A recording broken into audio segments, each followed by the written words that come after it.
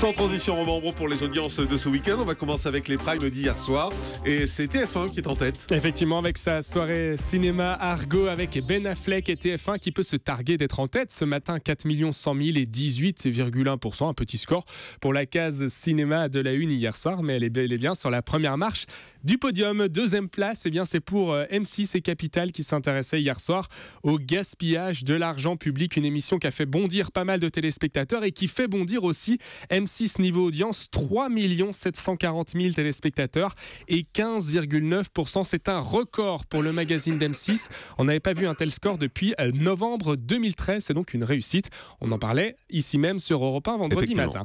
Troisième place pour France 2. France 2 avec du cinéma. Le film L'affaire Rachel Singer avec 2 700 000 et 11,3%. Et au pied du podium, on retrouve France 3 qui a un petit peu souffert avec l'inspecteur Barnaby hier soir, 2,5 millions et 10% du public. Et du côté de la TNT, on n'est pas avare de surprises, en particulier du côté de Sister. C'est joliment dit, avec aucune chaîne qui dépasse le million de téléspectateurs. Meilleur score pour NT1 qui misait sur une comédie avec Jean Reno et Michael Youn dans le film Comme un chef. Et bien ce matin, c'est un joli score qui est servi pour un plateau pour la petite sœur de TF1, 985 000, on frôle le million, hein, et 4% du public. Et puis vous l'avez dit, deuxième chaîne, c'est Sister, cette petite sœur d'M6, 845 000 téléspectateurs et 3,6% devant le film Iron Man. C'est vrai que Jean-Marc, c'est pratique quand on a un catalogue avec différents films, puisque on voit que c'est une alternative qui est proposée aux téléspectateurs. Et là, en l'occurrence, Sister bat donc hier soir W9, D8, TMC, France 4, Énergie 12, HD1. Je crois même que c'est un record pour cette chaîne hier soir. Et ce qui est intéressant, c'est de voir que les gens font la démarche d'aller jusqu'à Sister, qui est assez loin dans les chaînes de la TNT. Donc ça veut dire que la chaîne est aussi rentrée dans les mœurs pour aller voir cette chaîne. En deuxième partie de soirée, avec 1 500 000 personnes et 14% du public devant Esprit criminel. 14% du public, c'est également le score pour le magazine Enquête exclusive de Bernard de la Villardière qui nous emmenait en Tunisie hier.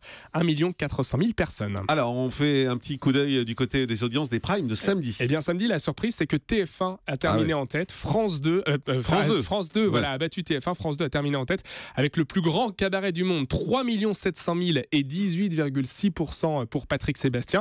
Et puis, je crois que TF1 n'a rien pipé sur ce coup-là avec Gad Elmaleh, 20 ans de scène, 3,5 millions et 17,1% du public. C'est étonnant de voir que finalement l'humoriste n'a pas spécialement accueilli autant de téléspectateurs samedi soir. Voilà, et puis il faut noter également le mauvais score, on y reviendra tout à l'heure, de Julien Courbet sur D8 avec un grand quiz qui était diffusé, qui a été battu par quasiment toutes les chaînes avec seulement 150 000 téléspectateurs. Courbet s'en est expliqué, on y reviendra tout à l'heure, mais c'est le plus mauvais score de D8 en prime. Les audiences de vendredi ? Et vendredi, c'est TF1 qui est en tête avec Koh-Lanta. Là, les fidèles sont au rendez-vous, 5 millions et 25%, même si 400 000 téléspectateurs se sont évaporés.